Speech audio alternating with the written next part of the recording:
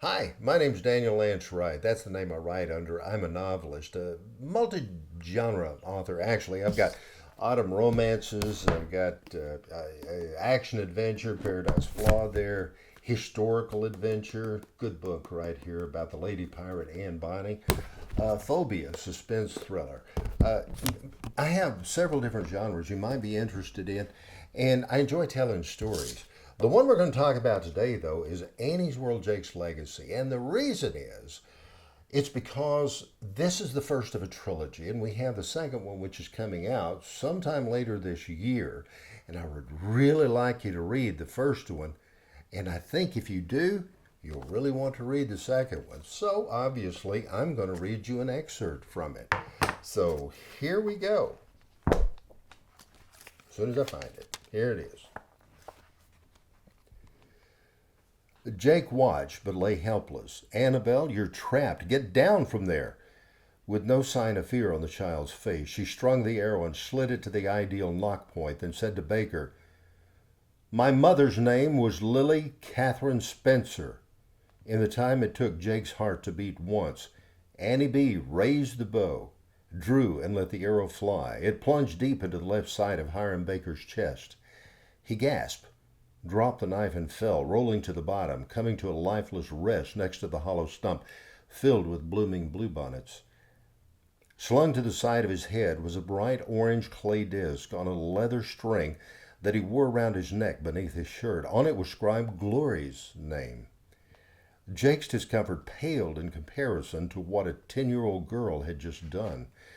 Glory ran to his side and dropped to her knees. "Oh, God, Jake," she said, her voice strained to a whining hiss. She pulled his bloody hand away from his belly.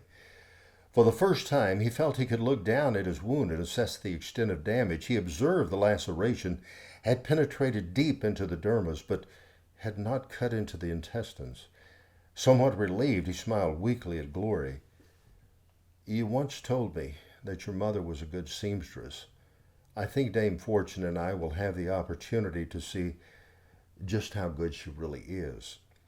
Glory sat back on her heels, covered her face, and shed tears of relief. Jake looked around her to the girl. "Look at Annabelle." Glory dropped her hands into her lap and turned to see. The youngster cradled Baker's head, crying, filled with remorse for having taken his life. A curious look came over Glory. "What is it? What are you looking at?"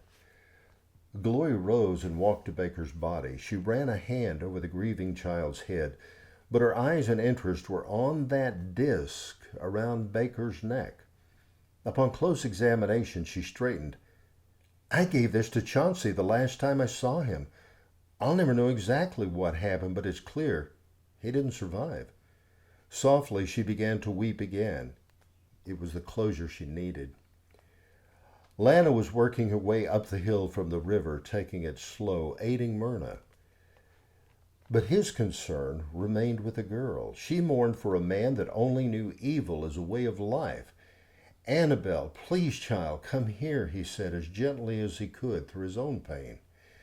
Glory guided her to Jake's side. "You had no choice, little one. Baker would have killed all of us and then kept on killing if you hadn't stopped him." The little girl fell to her knees and hugged his neck. She whispered in his ear, "You called me Annabelle." Speaking directly into the little girl's ear, he whispered, "Is that okay? I really don't like calling you Annie B." "How about Annie?" she said, pressing her cheek into his. "I think I can love Annie." He tightened the embrace, kissed her cheek, and whispered, "The name and the girl." Dame Fortune, still standing away, finally spoke. "Hot damn, people, y'all be making this fat old woman burst into happy tears." And that is Annie's World, Jake's Legacy, a small part of it. I hope you read the whole story. See you sometime soon.